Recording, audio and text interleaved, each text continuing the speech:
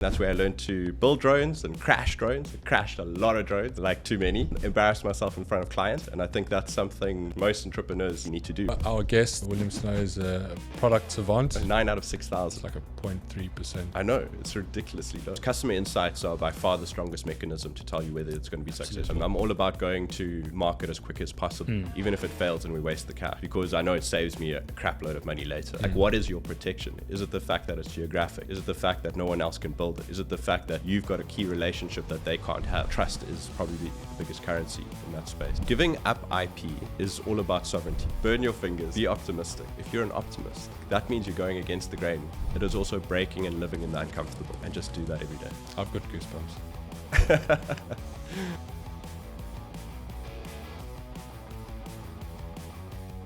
Welcome to Assembly Episode 5. William Snow, very good to have you here. Great, thanks for having me, Dimitri. Welcome. So today our guest, William Snow, is a product savant. Can we call you that? Wow, savant's very strong, but sure. Okay, but we'll get into why that's the case. And I mean, you've got an extensive background building products, turning the real world into software and software into the real world. Quite an extensive background in drones. You've flown 3,000 drones. Based on your CV, you've had experience running one of the biggest brands, chicken brands, let's say, across the continent of Africa and beyond. Maybe tell us a bit about yourself, where you started off, and we'll get into the UAE and where you're kind of heading. Yeah, brilliant. Thanks for having me again, Dimitri. And yeah, there's a long history of all these things, and it really kind of all comes together. And you kind of find yourself looking back, especially sitting in Dubai, wondering how you kind of got here yourself, But to really just go back in a small bit of my history, I'm from an ostrich farm down in the Eastern Cape in South Africa, so relatively humble beginnings. And yeah, from there, schooled in Grahamstown, eventually went to Rhodes University, and I studied a BSc, so I'm a science boy, which is a little bit different to most of the IT guys and e-commerce people that you find in the digital world. But I studied entomology and geography. So entomology is the study of insects, which is slightly different, but it's a fascinating world. Like, there's just so much depth in entomology that we don't see in everyday life until you really start exploring the subject. How did you, side question, how did you decide you wanted to do entomology? Bizarre. So being a farm boy, and my dad had always taught me about animals and plants and, a bit of nature. But I never really, growing up and even at school days, I never even really got into the world of insects. And when I got to university, there was just one class that I went into, an introductory class, and it just gripped me. And it was fascinating. I mean, if you really think about it, they're one of the fundamental building blocks of life on Earth, and they help every single ecosystem runs on them in some form or way. So it's just that level of that level of detail that we don't see every day. That's what the world of entomology gives you. And that paired up with geography, obviously also a natural subject. There's so much that you can do from that, especially in the agricultural space, as you might be aware. Pairing that up with satellite imagery or drone imagery, you can start seeing where different parts of crops are affected by different sort of pests. And that's sort of the line that I went down a while back. But so that was my university career. So I did biocontrol on water hyacinth. That was my thesis, my honors here. And then from there, I picked up a job straight into Sierra Leone from South Africa, which was a little bit of a long tail. But long story short was I signed up for a job just to do basically verification of maps, cadastral maps, 1 in 50s. And the company hadn't gotten that contract, but they got a contract in Sierra Leone. So they were like, would you like to go? And I was like, sure. And they're like, do you have a friend that wants to go? I was like, yeah, no problem. Sure. So we went back to campus, found one of my mates, brought him to the office, signed our contracts there, had our first jobs. No worries. And Straight out of uni. Straight out of uni. Sure. Literally 10 days out of university. Amazing. So then we shot off to West Africa. We worked on a bioethanol plant. So it was Adix Energy Group. They were owned by Oryx out of Geneva. And they were doing a greenfields project basically to do sugarcane into ethanol. Ethanol will get exported to Europe, or it did, and they would earn carbon credits from that. Then at the same time, the boiler that boils the sugarcane, that ran a third of the country's energy. And our role was basically to map out any economic crops and villages and all the assets on the ground, doing social economic, basically compensation. And along with the environmental side of it as well. So there's a massive spatial component to this and data. A lot of aerial imagery. Back then we were doing supervised and unsupervised classification, which has been long used in the GIS industry. And yeah, that's ended that kind of piece, went back to Grahamstown, started a drone company.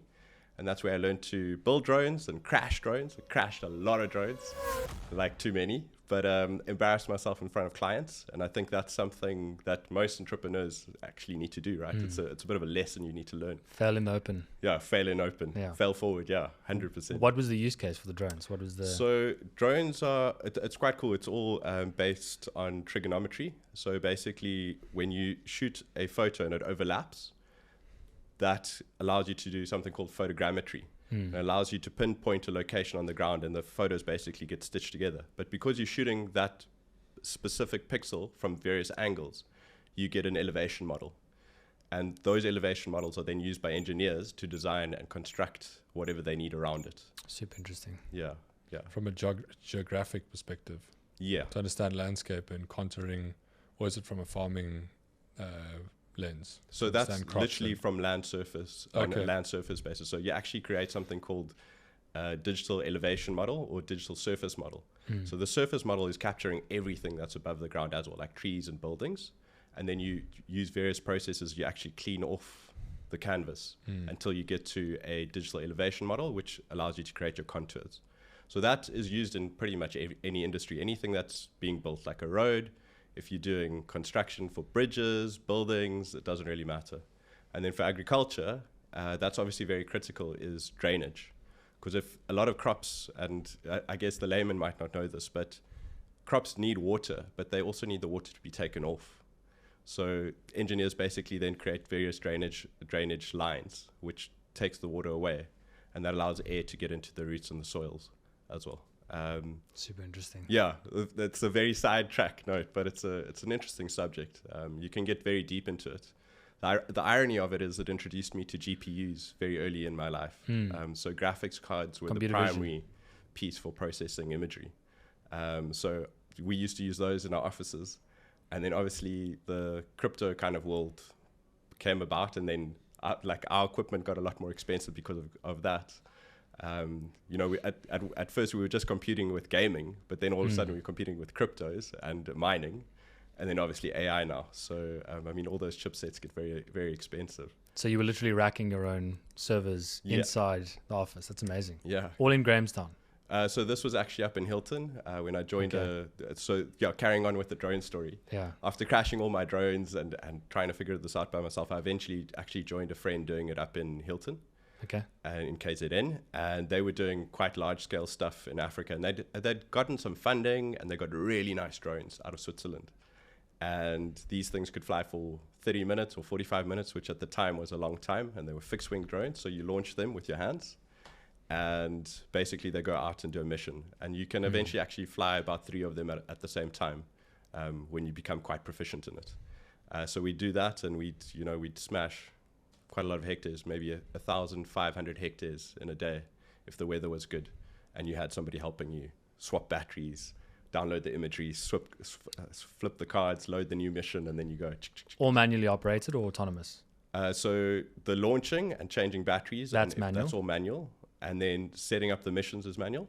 But once it's in the air, that's all automated. Yeah, GPS, and it just triggers a photo. Okay, that's cool. Yeah. And your customer base was farmers or town planners? Yeah, it was a bit of everything. Government. I worked up in Mozambique for the Mozambique Tree Farmers Association, a lot of government entities, a lot of NGOs actually as well in Malawi, a lot of farmers and farming, what do you call them, like communities or outgrows where they all come together, and then you would go fly all their farms together. And yeah, we did a lot of citrus, sugarcane, all kinds of crops, macadamia. It was a long time ago though. Catch us up then. I know you've then ventured into more corporate space.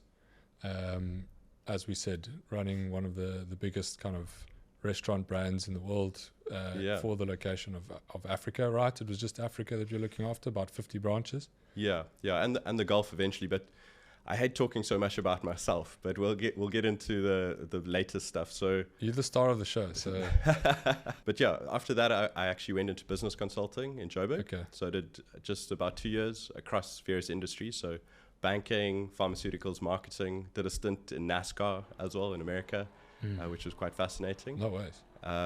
Also just around the data analytics, but obviously exposed to the warehouse and stuff, which was also very cool. That sport is actually a lot more technical than people give it credit. After that, Young Brands actually picked me up off of LinkedIn, and I was always very surprised that they picked me. I asked the question, why did you choose me? How many candidates were there? And they're like, no, there were 9 candidates. And I was like, okay, so why did I get the role?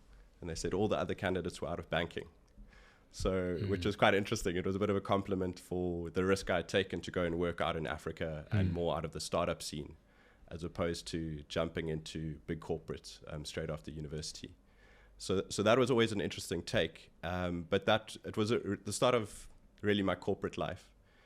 And what was funny about it is they brought me on to roll out their touchscreen ordering the kiosks, and COVID hit. So now you're here to roll out a part of the business, an ordering line that requires people to touch things. And so it just disappeared. I think I'd been there 4 months, and I was like quite stressed, I think, as anybody would be back then. Hand sanitizer on the screen. Yeah. No, not even. I mean, South Africa was locked down for 3 months, right? Yeah. So people weren't even going into stores. Yeah, exactly. Sure. So the question was like, how could the business actually first just get going? And luckily, because of my skill sets in geographical information systems, they could use my skill sets on the delivery front. Now, what was interesting about that side, the chicken business that I used to work for, they had all their delivery was mainly based through third-party aggregators, such as Uber Eats or Mr. D, very similar to what we have in the region here, like Karoo or Mr. D, or Deliveroo rather. And so straight away, I just flipped onto that. So got onto the application, the web application, and we obviously rolled out apps, and then they asked if I could look after onboarding the first 100 stores for their own delivery. Because for a business that size, all of a sudden you tremendously risked going through, you can only sell through third parties. The aggregators, you're at mercy of whatever they decide, whatever product decisions they make in America somewhere, or in their teams, you're at the mercy of them. Yeah, you can imagine, it's a massive risk for you. The point was we had to launch our own delivery to de-risk ourselves, because if any form of negotiation came up later, we would always be on the hind foot. And so we managed to launch the first 100 stores in about a month and a half, which was really cool. And that was a whole new learning about really, how long does it take to deliver something? How big should the radius of a store be? But it's all, that's a beautiful thing about spatial. It almost comes into anything that we do in every day, in any form of work that we do, which is really cool. But it kept the kind of data scene in it, right? But shortly after that, obviously everything got lifted. We rolled out the kiosk to about 600 stores. And off the back of that, I managed to negotiate a promotion to Dubai. And then in this region, we were running the e-commerce for the whole Gulf. We did really well. I mean, we shifted basically almost 45% of the sales across to the digital platforms in the space of 3 years. So by the time I'd left that behind, we'd already done, more than 60% of the business was coming through digital channels, which is pretty big, yeah. So Dubai was because the head office was based out of here, and then obviously that was just a natural progression to come up and move over. Yeah. I think I'd wanted to go have another adventure and leave South Africa, right? South Africa is a beautiful country, and I love it there. We always go back every year, and I miss it terribly. But yeah, like a natural stepping stone, I think, in a career ladder is going abroad and exploring other cultures and understanding other lands. So it just happened to be Dubai. I wasn't looking at a specific place. And then, we got here and it was a good 3 years. And then off the back of that, that's where I started my own business, which I always wanted to, right? It was a dream of mine. And that's where Foundry was born. And it was really born out of a very specific vision where I was chatting to some chaps from a VC, and I was like pitching an idea to them, and they would say, oh, you've got so much to do before you get funding and all this kind of stuff. And I was like, okay, but hang on, how many people do you actually talk to in a year? And they're like, no, we do anything from 3,500 to 6,000 interviews or getting information, assessing these startups and ideas. And I was like, wow. And I was like, how many do you actually invest in? And he's like, no, maybe 8 or 9 in a year. Wow. And I was like, so this is potential investors or advisors? Just potential investors. Okay. Yeah. At that point, I hadn't actually pitched my own business. I was just pitching a product. So you think about it, like 9 out of, I mean, let's play it on the max, 9 out of 6,000. It's like a 0.3%. I know, it's ridiculously low. And I'll tell you, that's from one of the biggest VCs in the region. I mean, the stats might have changed a bit now, and I'm sure there's a lot of business. And, we see it in Abu Dhabi where they're pushing for startups to come into this place. There's funding available, which is great. But if you think about your actual chances, they're very low to actually get something to production that's fully funded. So I thought the inefficiency in that process is the fact that they have to assess the 6,000 applications. Like, what can you do differently? Now, because I had done digital products for, arguably the last 10 years, I figured where technology was with AI, we can actually pinpoint very specific niches and problems that we can solve, and then build out that as a specific product. And then from there, you could probably raise funding a lot quicker. But you could build it even. And so that's where we came up with Launch Foundry, which is an AI and product studio. So it's aimed at those very specific niche problems, and we build a product around it, launch it, and then we try and scale it. And I use the word try because scaling is a whole nother ball game compared to launching something. And what I found that's worked really well for us is that when we do that product, we actually start dating very niche, or rather players in a specific space that have been there for a long time. They have the relationships, they have the market. And now you're pairing it up with quite an advanced piece of technology, and they don't have to go and date an entrepreneur, figure out what's going on, figure out their personality and whether it's actually worth investing in this person. You're already bringing them everything. All you're doing is attaching the market and the space and the relationships to the product. And that works really well. And that's basically how, Launch Foundry was born. Very interesting. Just a question on that. Is there a common thread? Is there a common framework that you would apply? So, akin to almost like a VC, or like I think more like an accelerator, startup accelerator, right? Like a Y Combinator. Yeah. They've got specific mental models, the way that they think about the world, common frameworks that they use across varying startups that they'll consult to and they'll incubate. Do you have almost a common set of tools or frameworks or incubation methods of pulling out all of these different use cases? Because it sounds like they're actually quite different. They could almost speak to quite varying, quite different industry problems. So, but what is the commonality across the approach? Yeah. We definitely have frameworks. I mean, I'm not going to refer to them by name. We have frameworks that we work on internally. So sometimes the idea actually gets to a step where we've done all the research and we're happy with it, and we'll start building it and we'll start testing it, get some user feedback as quick as possible, because customer insights are by far the strongest mechanism to tell you whether it's going to be successful or not. Yeah. And the earlier you get that, the better. I'm all about going to market as quick as possible, even if it fails and we waste the cash, because I know it saves me a crap load of money later. So, I mean, that's a fundamental rule for me. In addition, I believe these problems need to have a very specific moat around your solution. Whatever you build can't be easily replicable, for example. Like, what is your protection? Is it the fact that it's geographic? Is it the fact that no one else can build it? Is it the fact that you've got a key relationship that they can't have? So like, what gives you the edge? Like, that's very important for me. So generally when I look into these things, I always look for what's the protection and what's the moat around it. Because we all know any Tom, Dick and Harry nowadays can literally vibe code whatever. They'll say, I'm going to vibe code a pay gate for you. They'll do it and it'll probably fail because they haven't done the security stuff. But the point being is that the fundamental piece of it is make sure whatever you build has barriers to entry. And once you get past that, make sure that there's actually a client base and a market that will adopt whatever you're doing. And beyond that, how do you then, once something has gained traction, a product has gained traction in a specific niche, how do you then think about scale? Because you kind of touched on it. The 0 to 1 seems like you're very good at 0 to 1. 1 to 100 or 1,000, how does that look like for you? Yeah, it's I think it's something that's tough for a lot of new founders. Especially we get taught to like build your own thing and go, right? Scale, it comes with experience. And what's very interesting with experience is that everybody thinks you have to get experience and have it yourself. But experience can arguably be bought. That's where I bring in specialists. And part of that is, like I mentioned, bringing up the partners that are in that space.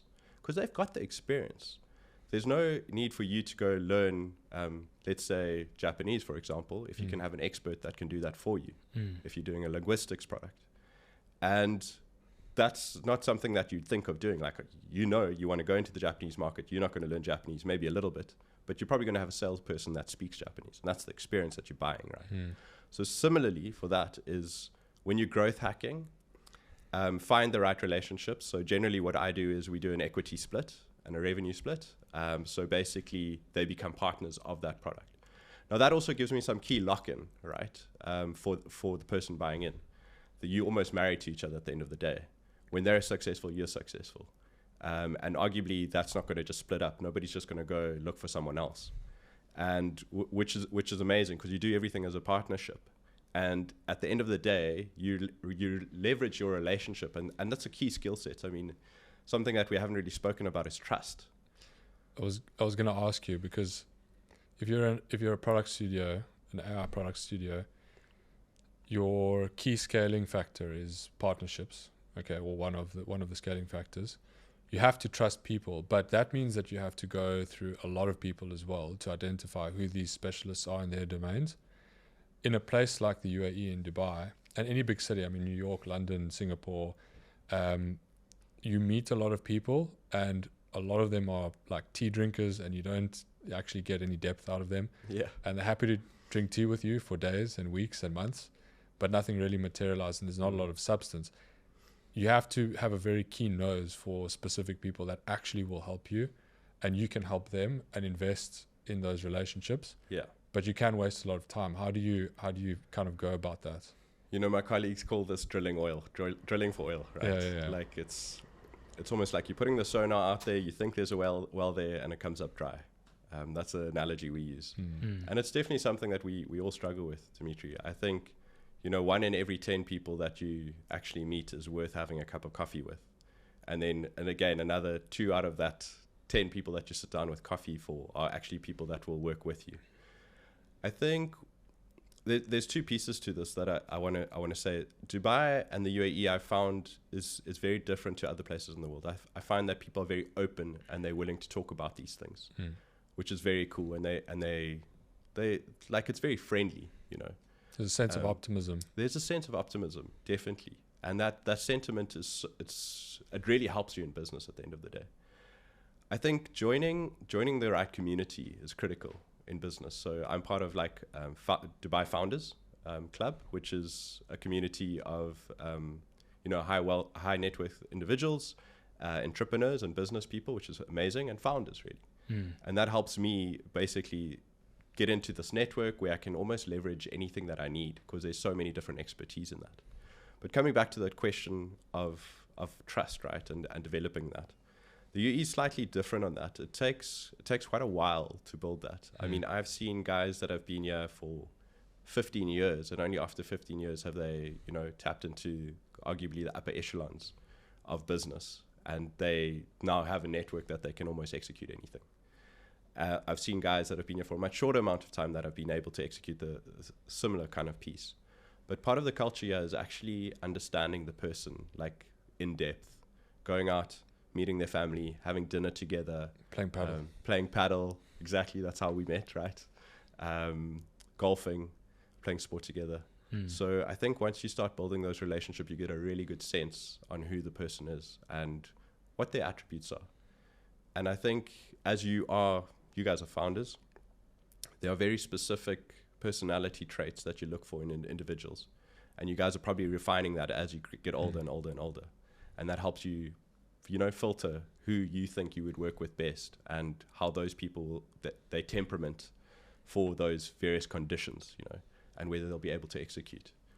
So, yeah. You have to have trust. You have to fundamentally it's a leap of faith, and you almost have to be comfortable that at some point this person will disappoint me or may disappoint me, and kind of like naively maybe turn a blind eye to that, no matter how many times it happens to you, because then you become jaded with the world if you stop believing in like kind of good people. Yeah, that's true. It's something we grapple with and have burnt our fingers, but you have to remain optimistic. You know what? Burn your fingers. Be optimistic. Yeah. I mean, that's the most beautiful part about life is like, if you're an optimist, like that means you're going against the grain when most people are saying, why are you so happy about this? You're crazy. It's like, well, you know what? I'm having a great day. The air's fresh. We carry on. And there's going to be something else awesome around the corner, I mean, they talk about this in quantum mechanics, right? It's like, put the right energy out and you'll receive it back. And that's like, yeah, I truly do believe, like, if you put the right frequency out, you'll get common-minded or similar-minded people into your network, and you'll keep growing the positive side of things as opposed to focusing on the negative. I do that all the time. I wake up every morning, I manifest $10 million. I'm still waiting for it. It's coming. What's the other one? I'm still waiting for my sister to win the lottery. So the UAE has been a bastion of safety. They've marketed themselves as the safest place in the world, best healthcare, best education, startup capital outside of the US, for a lot of Europe, Middle East, Africa, but has had challenges over the last couple of weeks and months. You fully invested in you here, your business is here, your partners are here, your family's here, your paddle club's here. I mean, how has this affected, I think, in particular, your business? Like, keen to get your view on like kind of the situation, but as well as how you've had to react in your product building and scaling. Yeah, I think there's two questions there. One is the positioning in the Gulf, and the other one is how the business is handling things. So I think, firstly, the Gulf is really powerful for three things for me. And we'll start with positioning, the governance, and then the access, right? The positioning is arguably we're in the center of Europe, Africa, Asia, right? That's where we position geographically. There are a lot of initiatives here and strategies which actually promote that. So we saw before everything broke out here with the war, there was a big influx of expats out of Europe to here and out of Africa, out of Asia. And the reason for that is because the governance is so good. This place is run like nothing else on earth. It's so efficient. I mean, you can literally complain of a hole in the road or a dirty sign, and the RTA will fix it within 24 hours. And I've seen that happen. Now, when I think about governance, and I'm probably going to bounce a little bit around here, but from a business perspective, we're based out of the DIFC. That is so well positioned for us from a governance perspective, and it's incredible. I think the first thing I want to talk about is actually the people. Because when I need to get something done for the business, registered or something like that, the officials are so helpful getting things done. Like it's really swift. I mean, you can open a proper DIFC business here within 12 days. I mean, that might not be as quick as the other free zones and with all this stuff, but there's a lot of KYC that gets done there. And with obviously the elevation of the DIFC, it's got a name, It's the seventh biggest financial kind of district in the world, which they obviously keep pushing. I think they might even be in the top 5 now. So with that governance, though, it means your business can be so agile. You can almost do anything with it, which is incredible. Obviously, there's various tax incentives of being here, even from a corporate perspective, which I believe is a massive attraction for a lot of people to come and run their businesses from here. But I believe that governance and how everything is built, and I even refer to the court systems, the legislation, the accounting practices, It's also now one of the first AI financial institutions that they are doing all their audits with AI, which is incredible. So having that as a base for your business to do governance, that's like takes the admin almost out of it, right? Now, it really starts acting as the rail. Now, the other part of it is relationships. The longer you're here and the relationships that you build, they become pivotal to your business, right?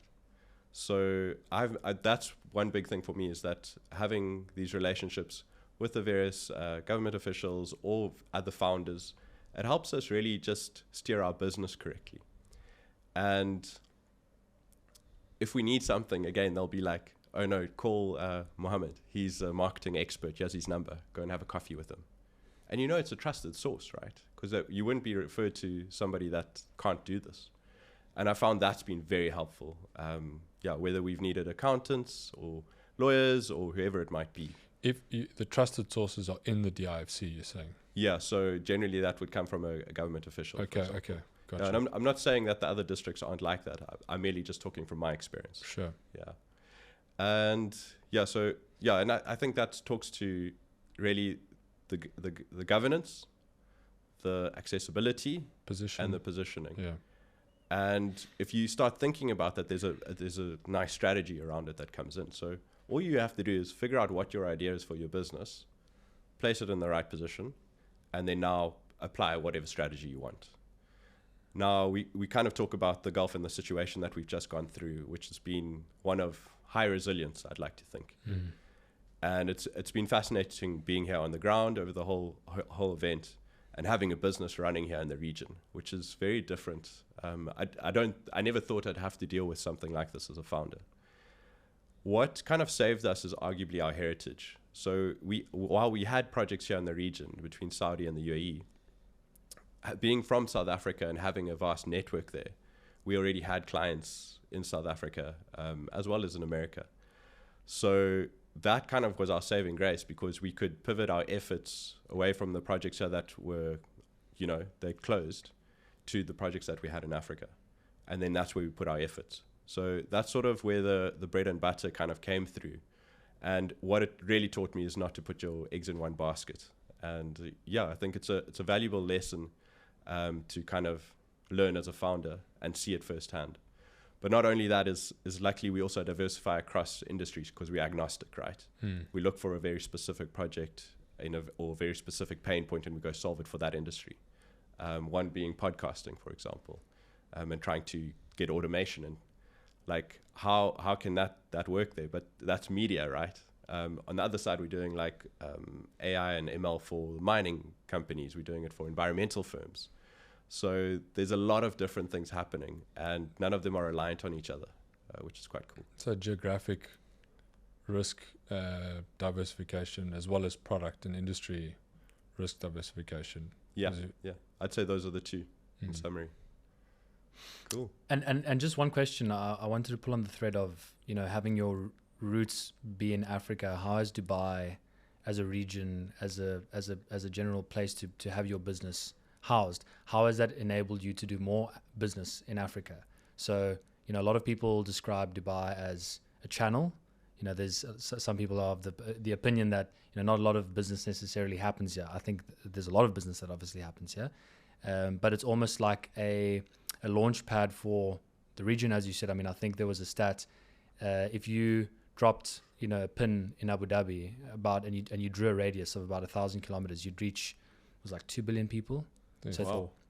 4 billion people. Yeah, exactly. So, I mean, the density is amazing. So it's really just, to your point, very central. But specifically within Africa, I'd just like to understand, how it's enabled you to do more business there, and just how it's enabled you. Yeah. So there is like kind of, and I'm sure you guys have experienced this being here now, like there's a kind of, people, when you mention the word Dubai, or UAE, there's people have they either have a very good kind of comment about it or a bad comment. Yeah, about generally not very good. it. Really? Okay. Yeah, they always think it's the flash with the Lambos. When they speak to him, when they speak to me, but at least. to me, it's I think it's all the Botox. Maybe it's the haircut. Yeah, exactly. So, and by that, a lot of people think it's Dubai bling all the time, right? Yeah. There's that ruins the reputation a little bit. Yeah, and it really isn't.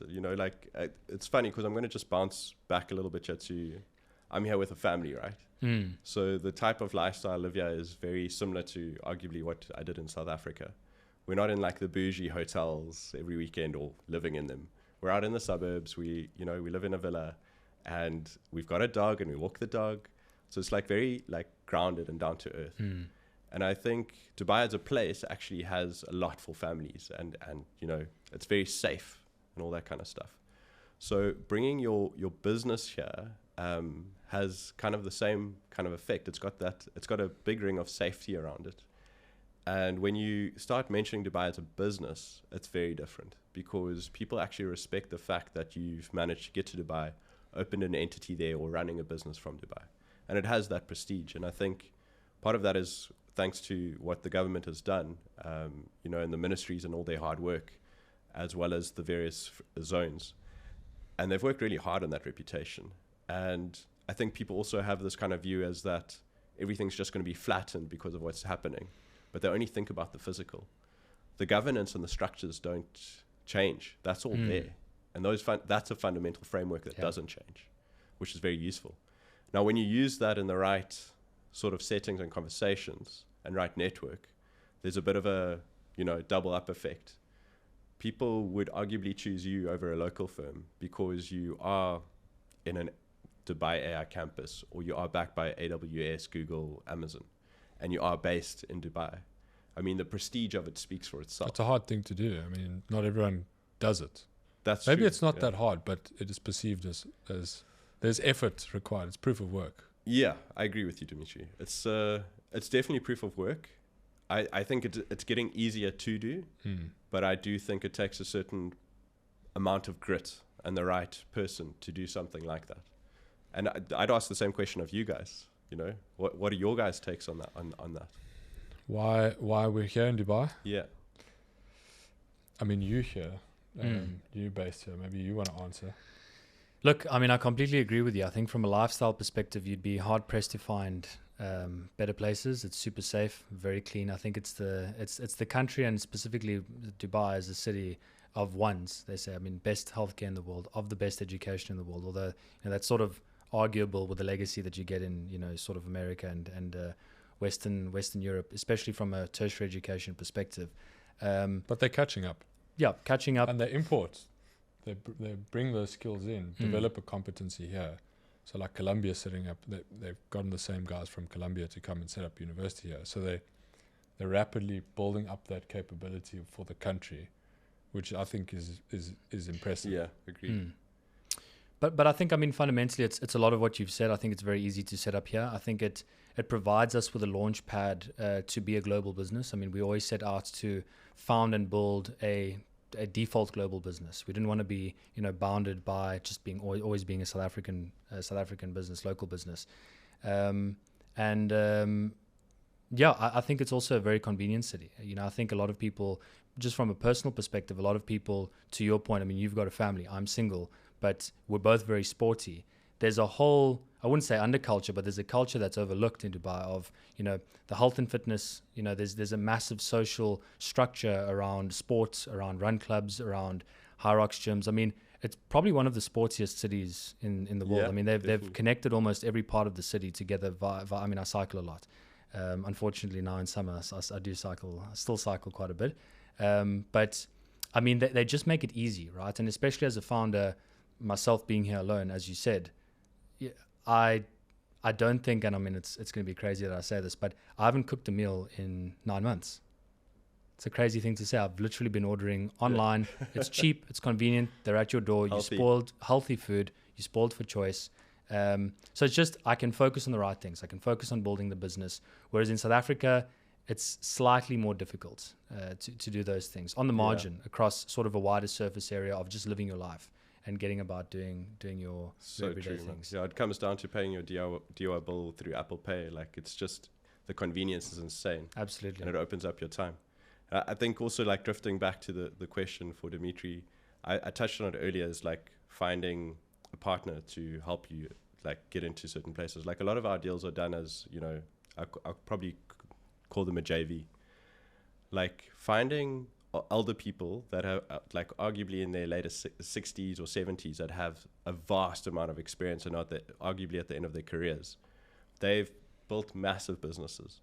And something that we do is we partner up with those guys, and they benefit from us as much as we benefit from them, because we bring them the new tech and they bring us the experience in the market. And that is something that I guarantee you we will see a lot more going forward. And it's probably one of my biggest pieces of advice that I want to give out today, is that finding the right experience and somebody teaming up with them and going in the direction that you want to go, that's undeniably a great thing to do. And coming back to like, how do you get more sales throughout Africa? That's something that we sort of targeted, and we were very specific about it, because one, that's where our network was. And basically what I just described to you is what we did. And that also plays into something greater here, because I think a lot of business owners are very good at looking at a strategy and for themselves. But if you start thinking about a strategy, like, what is the country doing?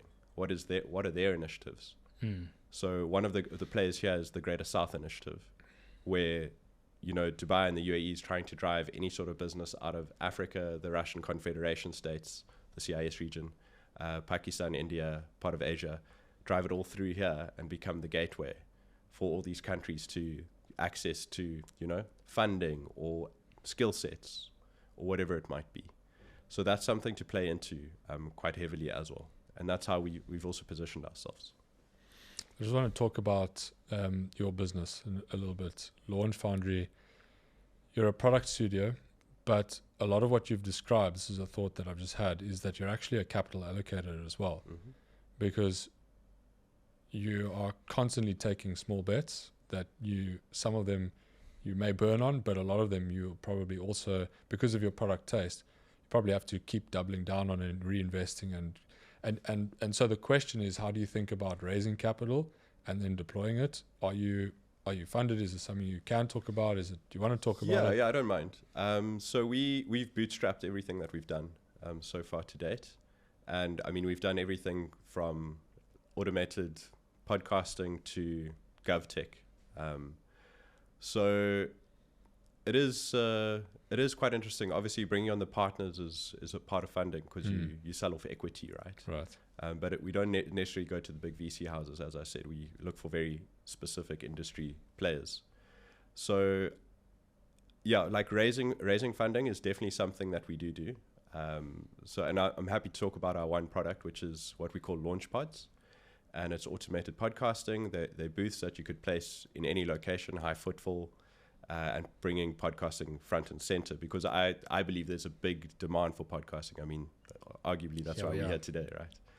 And that sort of product is well positioned to have like a investor that's positioned for media play and AI and tech to invest in. But something else that we might build is like back-end comparison insurance technology.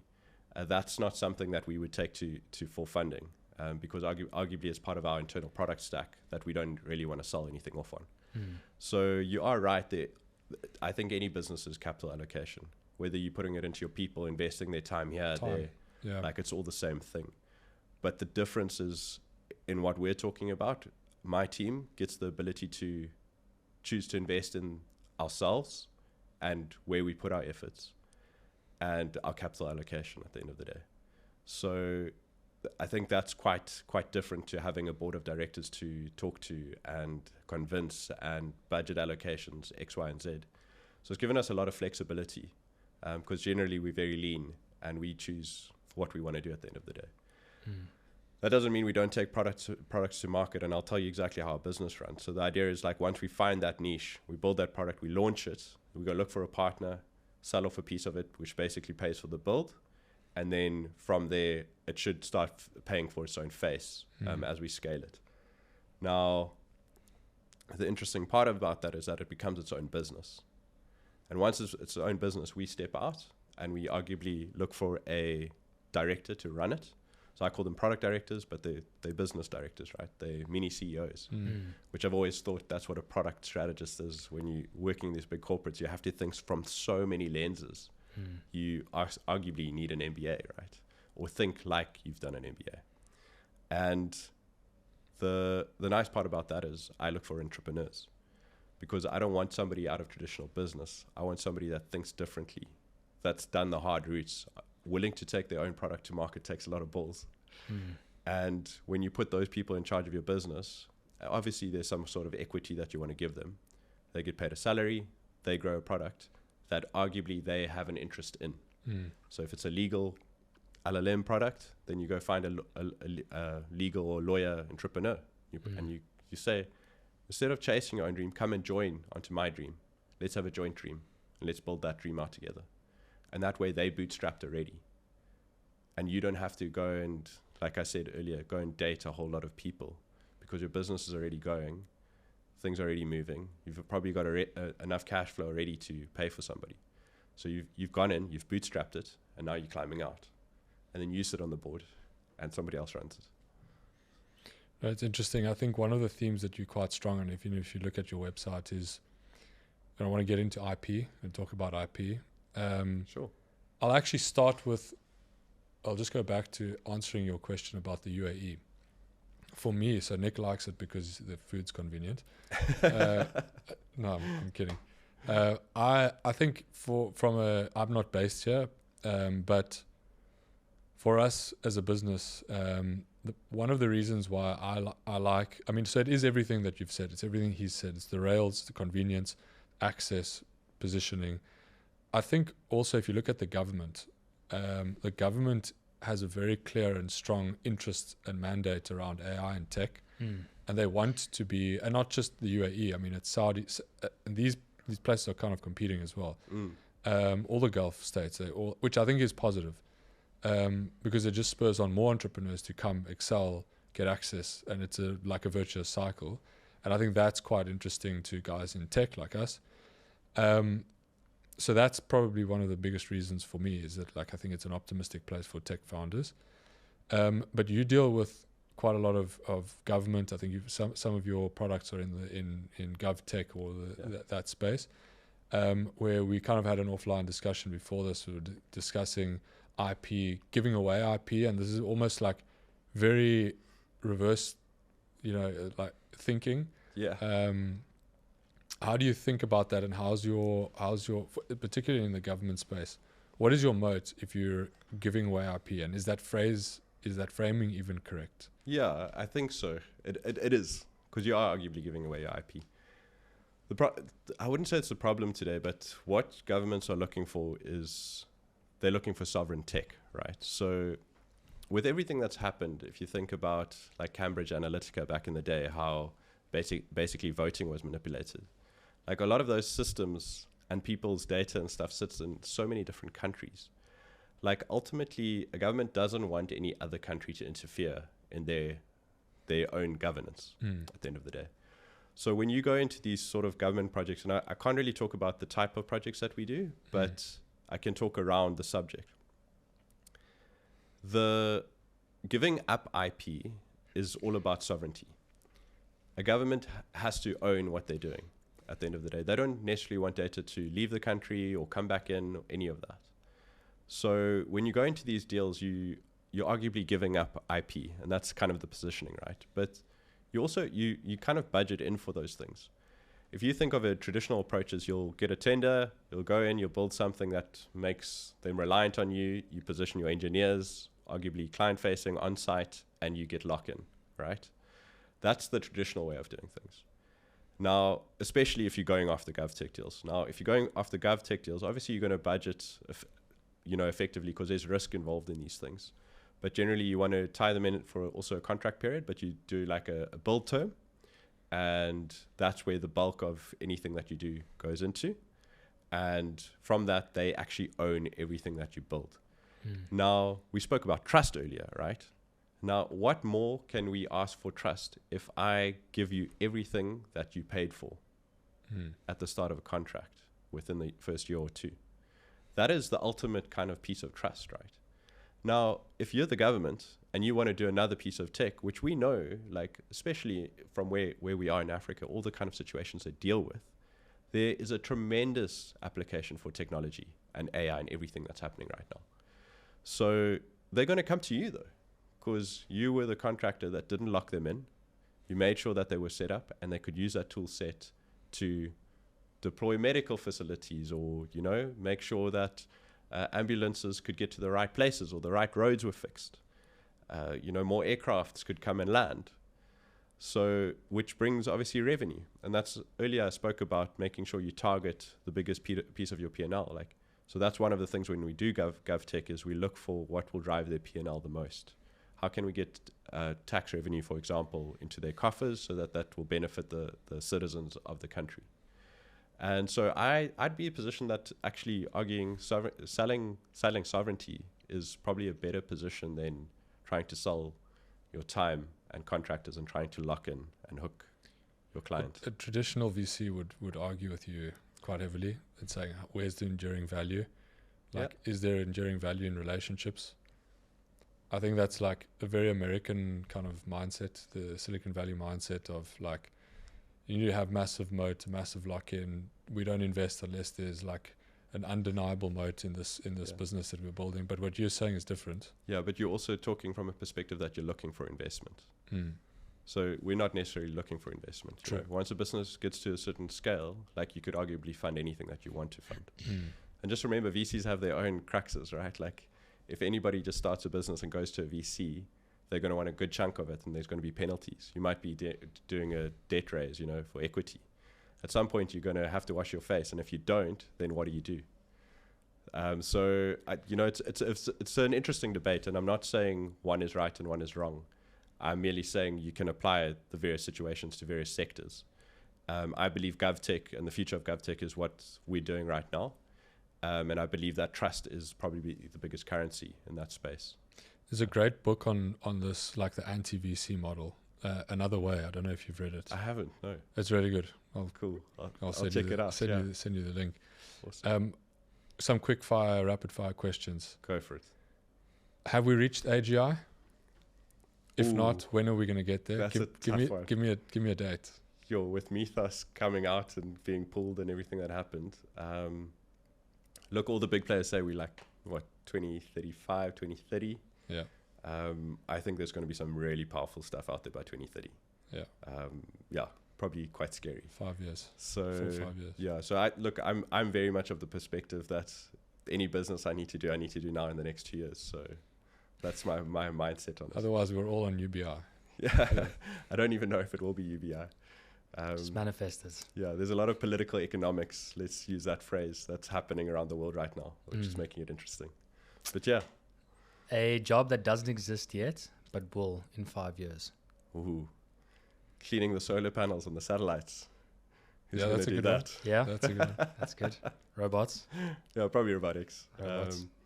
And probably just the last one, if you were to go back to when you decided to be a founder, what is one thing you tell yourself, your old self, when you got started goosebumps this? with that question. Yeah. Like, I think the biggest thing that I would say back to myself is, like, you are one of the most resilient people. You're the most strongest person that I know. Just go out and do these things and don't be scared. And I think the one lesson I have learned from that is the more you talk to people, have these kind of conversations, and that's why I'm so passionate about doing these conversations. It like really just lets you grow. But it is also breaking and living in the uncomfortable, and just do that every day. I've got goosebumps. Well, thanks so much. We have a gift for you, some biltong from South Africa. Oh, amazing, Dimitri. Thanks so much for being on the show. That's very kind of you, Dimitri. That's for you. Sure. Some kudu biltong, I believe, hey? Kudu biltong and a cap.